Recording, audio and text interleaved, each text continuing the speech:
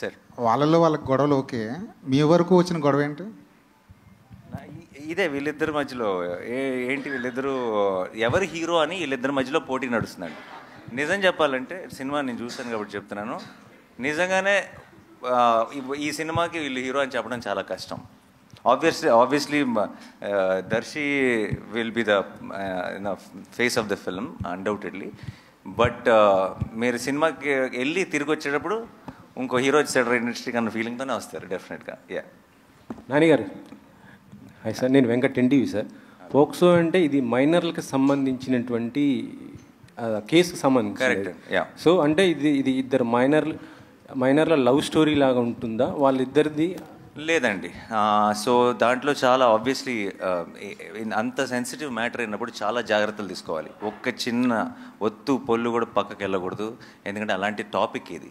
ఆ టాపిక్ మీద జగదీష్ చేసిన రీసెర్చ్ కానీ తను ఎత్తుకున్న ఐడియా కానీ ఒకటి మాత్రం చెప్పగలను, నేను ఎప్పుడైనా ఇంతకుముందు మీరు ప్రెస్ మీట్లో కానీ ఎక్కడైనా సరే నేను కాన్ఫిడెంట్గా నేను ఒక మాట చెప్పినప్పుడు నేను ఎప్పుడైనా మీకు నాని ఎలా చెప్పాడు కానీ ఇది అసలు కంప్లీట్గా ఆపోజిట్గా ఉందని మీకు ఎప్పుడు అనిపించలేదని నేను నమ్ముతున్నాను.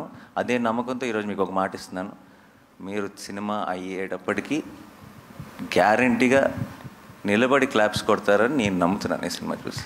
సో సార్ అంటే ఇప్పుడు న్యాయదేవతకి కళ్ళ గంతలు కట్టారు. యాక్చువల్లీ సుప్రీంకోర్టు న్యాయదేవ కళ్ళ గంతలు తీసేసింది, మళ్ళీ మీరు ఈ సినిమాలో పెట్టారు ఏంటి? దానికి రీజన్ ఏంటి? Because of the time frame అండి. ఇది కథ 2013లో జరుగుతుందండి. Yeah 13 time line.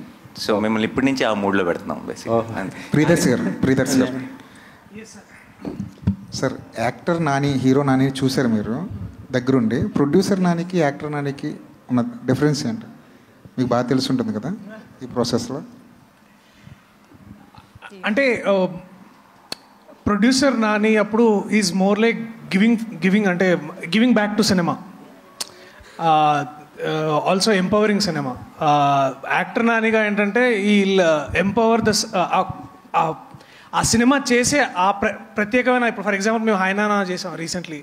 హాయ్నానాని ఎంత ముందుకు తీసుకెళ్ళాలి సబ్జెక్ట్ పరంగా, అలాగే యాక్టర్ పరంగా, అలాగే తను లీడ్ పొజిషన్లో ఉండి మిగతా యాక్టర్స్ని ఎలా ఇన్స్పైర్ చేయాలి. సో రోల్ మారిన ప్రతిసారి ఒకసారి either is giving back to cinema or he's empowering cinema, but he's the most loved child of cinema. నానిగారు ఇక్కడ అంటే యాక్చువల్ చూస్తుంటే ఇక్కడ అంతా ఒక ఫ్రెష్ లవ్ స్టోరీ చూపిస్తున్నారు, బట్ సినిమా టైటిల్ వచ్చేసి కోర్ట్ అని పెట్టారు యాక్చువల్గా. సో ఎంతసేపు కోర్టులో నడవబోతున్న సినిమా, మిగతా లవ్ స్టోరీ ఇదంతా ఎంతసేపు ఉంటుంది? మామూలుగా మనం చూసిన ఏ లవ్ స్టోరీలో అయినా సరే, ఎంత గ్రేటెస్ట్ క్లాసిక్ అయినా, ఇప్పుడు ఫర్ ఎగ్జాంపుల్ గీతాంజలిలో క్యాన్సరేనా, గీతాంజలిలో క్యాన్సర్, మా దాంట్లో కేసు అనుకోండి, అంతే. ప్రతి లవ్ స్టోరీలో ఒక ప్రాబ్లం ఉంటుంది, లేదంటే ఒక విలన్ ఉంటాడు. మాకు ఆ టైంని మేము కోర్టులో గడుపుతాం అంతే. But so it's a love story, but it's a beautiful love story, but with a great idea, great message, and a extremely gripping drama and mind-blowing performances.